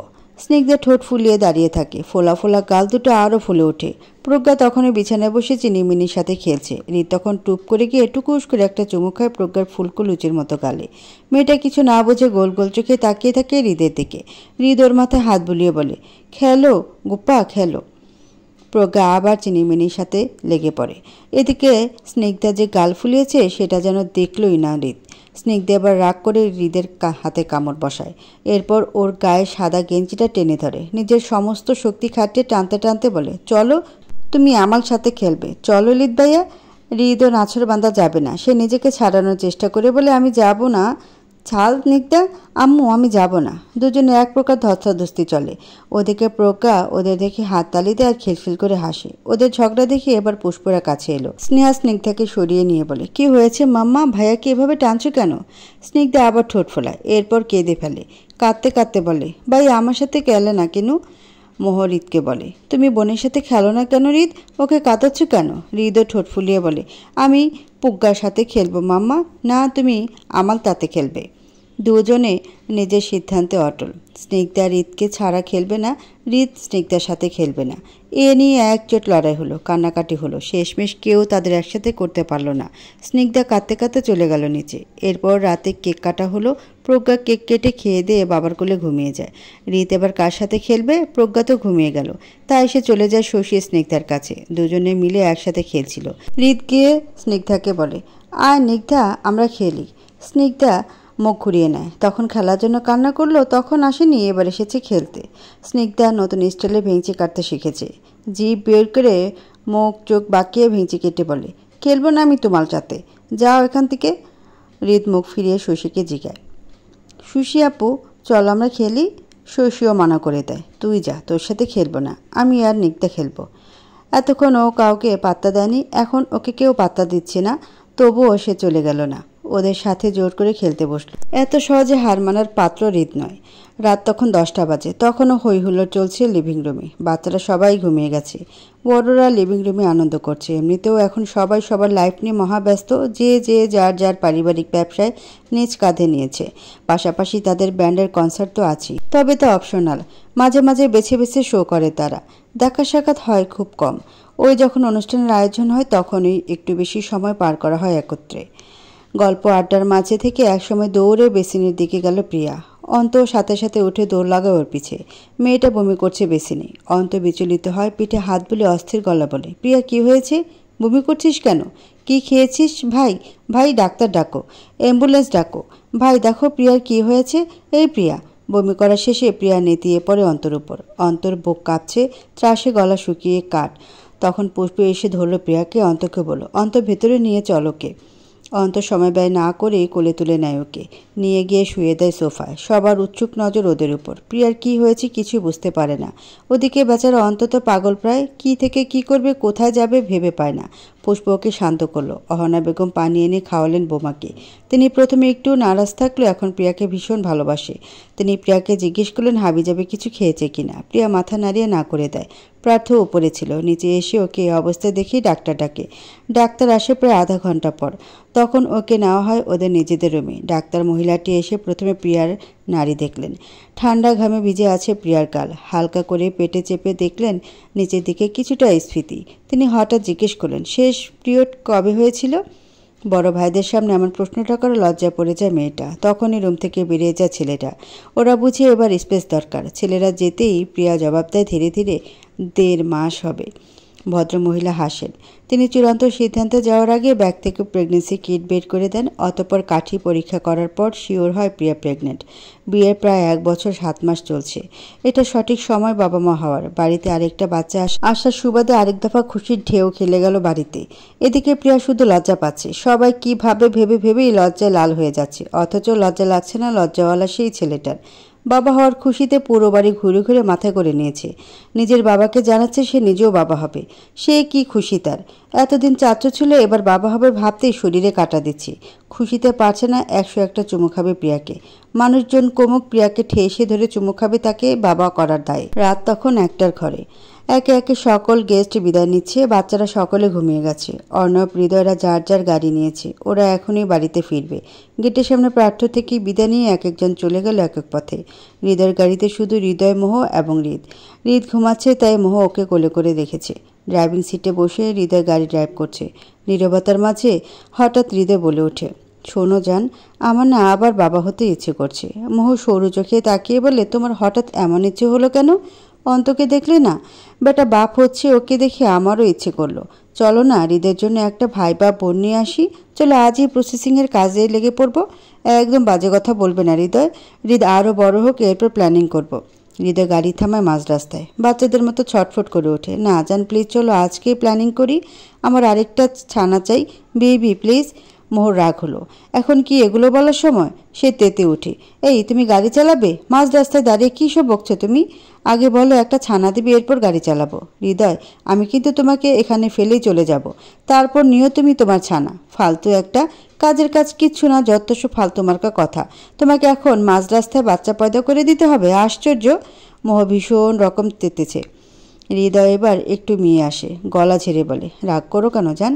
আচ্ছা আর বলবো না, একটা চুমু দাও, এনার্জি নিয়ে গাড়ি চালাই। বলতে বলতেই সে এগিয়ে আসে মোহর দিকে।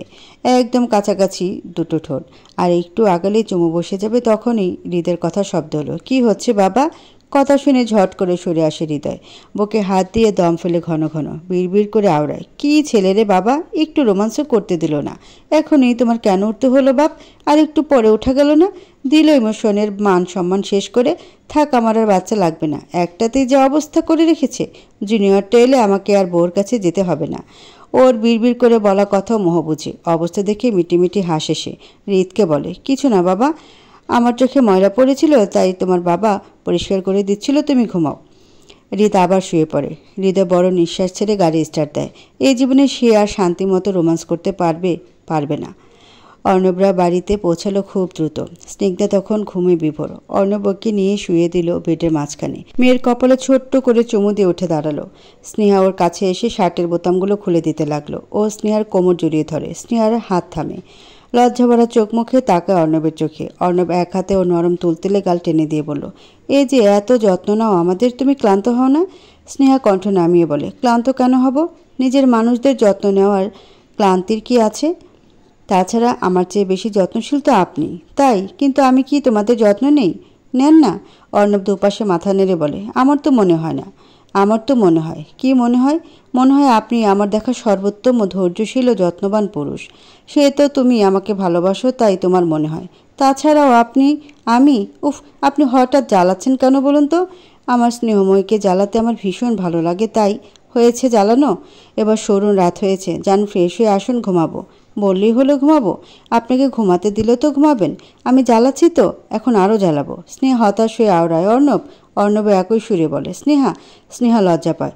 অর্ণব ওর লজ্জা রাঙা মুখ দেখে ঠোঁট কামড়ে হাসে। হুট করে স্নেহা বলে ওঠে, স্নিগ্ধা উঠে গেছে, ছাড়ুন। অর্ণবের হাত ঢিলে হতেই মেয়েটা পালায়। স্নিগ্ধার পাশে শুয়ে বলে, যান ফ্রেশ হয়ে এসে ঘুমান। অর্ণব দুষ্টু সুরে বলে, এখন যাচ্ছি, এসে কিন্তু সত্যিই জ্বালাবো, তৈরি থেকো। স্নেহা লজ্জায় পড়ে কাঁথা দিয়ে মুখ ঢেকে শুয়ে থাকে। অর্ণব সেদিকে কিছুক্ষণ তাকিয়ে থেকে হেসে চলে যায় অষ্টমী। তাদের তো এভাবে চলছে। বিয়ের এত বছরও তাদের প্রেমটা টক ঝাল মিষ্টি স্বাদের প্রেম মনে হয়। চৌধুরী বাড়ি এখন নিশ্চুপ। অতিথিরা কেউ নেই। প্রিয়ার পাশে এতক্ষণ পূর্ণিমা, অহনা, পুষ্প ছিল। এখন ওরাও চলে গেছে। অন্ত দরজা আটকে এসে প্রিয়াকে জড়িয়ে ধরল। কথা মতো ঠেসে ধরে চুমু খেলো। আবারও শক্ত করে জড়িয়ে ধরল। প্রিয়া ছটফট করে উঠে, আরে কি করছো? ব্যথা পাচ্ছি তো। অন্ত হাতের বাঁধন নরম করে, সরি জান, তুই এমন খুশির খবর দিলি, এখন আমি আমার নিজেকে ধরে রাখতে পারছি না। প্রিয়া লাজুক হেসে বলল, তুমি খুশি? খুশি মানে? আমার 26 বছরের জীবনে এই নিয়ে দুবার আমি এমন খুশি হলাম। প্রিয়ার ভ্রু কুঁচকে যায়। দুবার মানে বুঝতে পারে না। সন্ধ্যান গলা শুধায়, দুবার মানে? এর আগে কি নিয়ে এত খুশি ছিলে তুমি শুনি? অন্ত সময় নিয়ে বলে, প্রথমবার যখন তোকে পেয়েছিলাম তখন এমন খুশি হয়েছিলাম। তখন এভাবে প্রকাশ করিনি খুশিটা, তবে দ্বিতীয়বার বাবা হবার সুবাদে এই খুশিটা প্রকাশ করলাম। প্রিয়া বিজ্ঞান ন্যায় মাথা নাড়ায়। এরপর ভ্রু উঁচু করে বলে, তোমার মনে হচ্ছে না তুমি অল্প বয়সে বাবা হচ্ছ? অন্ত উদ্বেগ নিয়ে বলে, 26 বছরে ছেলেকে তোর অল্প বয়সী মনে হয়? যে বয়সে প্রেম করেছি সেই বয়সে বিয়ে করলে আমার 5 বছরের একটা বাচ্চা থাকতো। প্রিয়া হাসতে হাসতে গড়াগড়ি খেয়ে বলে, তুমি এত চালু? তোর চেয়ে কম। প্রিয়া অবাক হয়ে বলে, আমি চালু? অন্ত ঘন ঘন মাথা নাড়ে দুপাশে, কথা ঘোরায় দ্রুত। না না, কে বললো তুই চালু? চালু তো আমি, এই জন্য 26 বছর বয়সে বাবা হতে হচ্ছে। আচ্ছা শোন, আমাদের বাচ্চার নাম রাখবো কি? অন্ত কথার মাঝে কায়দা করে ওকে নিয়ে শুয়ে পড়েছে। অন্তর হাতে প্রিয়ার মাথা, ও প্রিয়ার চুলে হাত বুলিয়ে দিচ্ছে। প্রিয়া এক হাত ছড়িয়ে রেখেছে অন্তর উপর। সে একটু ভেবে বলে, আমাদের ছেলে হবে না মেয়ে তা না জেনে কি করে নাম রাখি? ছেলে মেয়ে দুজনের নামই ভেবে রাখি, যখন বাচ্চা আসবে তখনই তো বোঝা যাবে। প্রিয়া আবার ভাবলো, অনেকক্ষণ ভেবে ভেবে বলল, আচ্ছা ছেলে হলে ওর নাম রাখবো অন্তিক প্রণয় চৌধুরী। কেমন? এটা তো অনেক সুন্দর হয়। আমাদের দুজনের নামের অক্ষরও আছে। হুম, এবার তুমি একটা মেয়ের নাম বলো। অন্ত ফটাফট বলে দিল, অন্বেষা প্রিয়ন্তী চৌধুরী। প্রিয়া অবাক হয়ে বলে, মাশাআল্লাহ, এত সুন্দর নাম! এইটুকু সময়ে তুমি এত সুন্দর নাম ভাবলে কি করে বলো তো? অন্ত হেসে বলে, এটা আমি অনেক আগে ভেবে রেখেছিলাম। তার মানে তুমি মেয়ে চাও? অন্ত প্রিয়ার কপালে চুমু খেয়ে বলে, আমার কোনো এক্সট্রা চয়েস নেই। আল্লাহ আমাকে যা দিবে আমি তাতেই খুশি। প্রিয়া মুগ্ধ হয়। বুকের ভিতর প্রশান্তের শীতল স্রোত বয়ে যায়। অন্তকে আরও টাইট করে জড়িয়ে ধরে। এরপর সারা রাত তাদের আরও নানাবিধ কথা চলে। প্রথম দিনের এক্সাইটমেন্টটা একটু বেশি দুজনের। সে এক্সাইটমেন্ট থেকে মনের আশা মিটিয়ে গল্প করলো তারা স্বামী স্ত্রী। অতিথিদের বিদায় করে নিচে সমস্ত কাজ গুছিয়ে উপরে আসতে আসতে প্রার্থীদের একটু সময় লাগলো।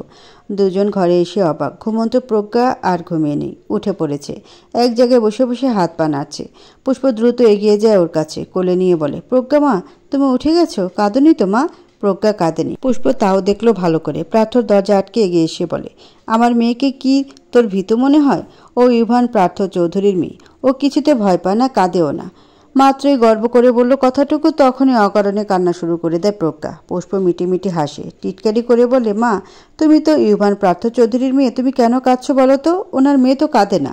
কথার ইঙ্গিতটুকু ঠিকই বুঝলো সে। প্রজ্ঞাকে নিজের কোলে নিতে নিতে বলে, দে, আমার মেয়ে তোর কাছে থাকলে কাঁদে, আমার কাছে থাকলে কাঁদে না। আচ্ছা তো এবার কান্না থামান মেয়ের, আমি ফ্রেশ হয়ে আসি। পুষ্প চলে যায়। প্রাত প্রজ্ঞাকে নিয়ে এদিক ওদিক হাঁটাহাঁটি করে বলে, আম্মা যান, আপনি কাঁদেন কেন? আপনার বাবাই কি আপনাকে বকেছে? আম্মা যান, এবার বাবাইকে বকে দাও তো। প্রজ্ঞার কান্না থামে। গোল গোল চোখে তাকিয়ে থাকে বাবার দিকে। বাবার হাসি হাসি মুখ দেখে খিলখিল করে হেসে ওঠে। সে হাসিতে প্রার্থর প্রাণ জড়িয়ে যায়। পৃথিবীতে 3টি জিনিস প্রার্থর প্রাণ শীতল করে। এক তাদের মায়ের হাসি, দ্বিতীয় তার ফুলের হাসি, আর তৃতীয় তার মেয়ে তার আম্মাজানের হাসি। পৃথিবীতে সুখী হতে আর কিছু লাগে না বোধ হয়। প্রার্থ ওকে নিয়ে বসে বিছানায়। প্রজ্ঞাকে মাঝখানে বসে প্রার্থ শুয়ে পড়ে ওর সামনে। নিজের মাথাটা প্রজ্ঞার সামনে রেখে বলে, আম্মাজান, আপনার বাবায়ের মাথাটা ভীষণ ব্যথা করছে, একটু মাথাটা টিপে দেন তো আম্মাজান। প্রজ্ঞা কি বুঝলো কে জানে। সে বাবার দেখিয়ে দেওয়া কপালে তার ছোট ছোট হাত রেখে খেলে। এরপর হা করে এসে বাবার কপালে হামলে পড়ে। প্রজ্ঞার লালা দিয়ে প্রার্থর কপাল মাখিয়ে যায় তো বসে ওঠে না। মেয়ের আদরটুকু উপভোগ করে। পুষ্প এসে বাবা মেয়ের এমন আদর দেখে নিজেও ঝাঁপিয়ে পড়ে। প্রার্থর আদরে ভাগ বসাতে সেও শুয়ে পড়ে। প্রার্থকে ঠেলে সরিয়ে বলে, আম্মা, মামামের মাথাটাও ব্যথা করছে, একটু আদর করে দাও তো। প্রজ্ঞা কনফিউজড, কাকে আদর করবে। একবার বাবার দিকে তাকায়, একবার মায়ের দিকে তাকায়। অবশেষে মায়ের মাথায় হাত রাখে। মুখ নামিয়ে মাকেও ভিজিয়ে দেয় লালা দিয়ে। প্রার্থ সরু চোখে তাকিয়ে বলে, তুই আমার আদরে ভাগ বসাতে আসছিস কেন? পুষ্প তেতে ওঠে, কেন, মেয়েকে আপনার একার? প্রার্থ নরম গরম সুরে বলে, তা না, কিন্তু তোকে তো আমি আদর করব, তুই আমার কাছে আয়। পুষ্প রাগ শেষ। দাঁত কেলিয়ে হেসে উঠে গিয়ে বাচ্চাদের মতো আশ্রে পড়ে ওর বুকে। মেয়েটা আসার পর থেকে প্রার্থটা ভাগ হয়ে গেছে। বেশিরভাগ সময় প্রজ্ঞাই বাবার কোলে চড়ে ঘুরে বেড়ায়। পুষ্প শুধু চেয়ে চেয়ে দেখে। এবার মেয়েকে একটু দেখালো তার বাবা, শুধু তার না, পুষ্পরও। এদিকে প্রজ্ঞা আবারও গোল গোল চোখে তাকিয়ে দেখে দুজনকে। হাসি নেই মুখে, কাঁদবে কাঁদবে ভাব। তাকে আদর করছে না কেন? নরম কোয়ার মতো তুলতুলে লাল ঠোঁটটা উল্টে দিল প্রজ্ঞা। ওর অবস্থা দেখে হেসে ফেলে দুজনে। পুষ্প বলে, দেখেছেন জেলাসি লেভেলটা? দেখেছেন মেয়ের? আমাকেও আপনার কাছে দেখতে পারে না। আমিও এখন থেকে জেলাস হব। ওকে কোলে নেবেন না আপনি? প্রার্থ হেসে বলে, তুই কি বাচ্চা? সর, কেঁদে ফেলবে কিন্তু। পুষ্পকে ছেড়ে প্রজ্ঞাকে কোলে নিল প্রার্থ। মেয়েকে বুকে নিয়ে মাঝখানে শুয়ে পড়ে সে। পুষ্প গিয়ে বাতি নিভিয়ে আসে। বিছানায় পুষ্পর বালিশের উপর পার্থ হাত মেলে রেখেছে। এটা হচ্ছে তার আসল বালিশ। এই শক্তপোক্ত হাত ছাড়া আজকাল তার ঘুম হয় না। আর মেয়ের ঘুম হয় না বাবার শক্ত বুক ছাড়া। ওদিকে পার্থর ঘুম হয় না বুকে মেয়ে এবং হাতে স্ত্রীকে ছাড়া। দুজনকে দুই জায়গায় নিয়ে আরামসে শুয়ে পড়ল পার্থ। এক হাতে মেয়ের পিঠ চাপড়ে ঘুম পাড়ায়, অন্য হাতে পুষ্পর চুল নাড়াচাড়া করে। প্রজ্ঞা বাবার বুক পেয়ে শান্ত হয়ে যায়, ঘুমিয়ে যায় অল্প সময়। ততক্ষণে নীরবে কাটে সময়। হঠাৎ নীরবতা চিরে পুষ্পকে ডেকে ওঠে পার্থ। ফুল? পার্থ একটু সময় নিয়ে এরপর বলল, মাঝে মাঝে ভাবি তুই না থাকলে আমার কি হতো। আমরণ প্রেম তৃষ্ণায় ভুগে মরে যেতাম না আমি? এত সুখ এত আনন্দ কোথায় পেতাম আমি? পুষ্প মাথা উঁচু করে তাকায় পার্থ শান্ত চেহারা দিকে। এক হাত উঠিয়ে তার গালে রেখে নরম সুরে বলে, আপনি ওগুলো নিয়ে এখন কেন ভাবছেন বলুন তো? আল্লাহ উত্তম পরিকল্পনাকারী। তিনি আমাদের ভাগ্যে যা লিখেছি আমরা তাই পাচ্ছি। তাহলে অতিরিক্ত কিছু ভেবে আমাদের লাভ আছে বলুন? আর শুনুন, প্রেম তৃষ্ণায় কেউ মারা যায় না। এই যেমন আপনি যতদিন বেঁচে আছেন ততদিন আপনার তৃষ্ণা আমার আমরণ প্রেম তৃষ্ণা। ওসব কথা তাই একটু কম কম বলবেন, বুঝেছেন? পার্থ প্রসন্ন হাসে, ঠোঁট এগিয়ে পুষ্পর কপাল ছয়, নিজের সাথে আরও শক্ত করে জড়িয়ে ধরে বলে, তুই যতদিন বেঁচে আছিস ততদিন তোর তৃষ্ণা আমার আমরণ প্রেম তৃষ্ণা।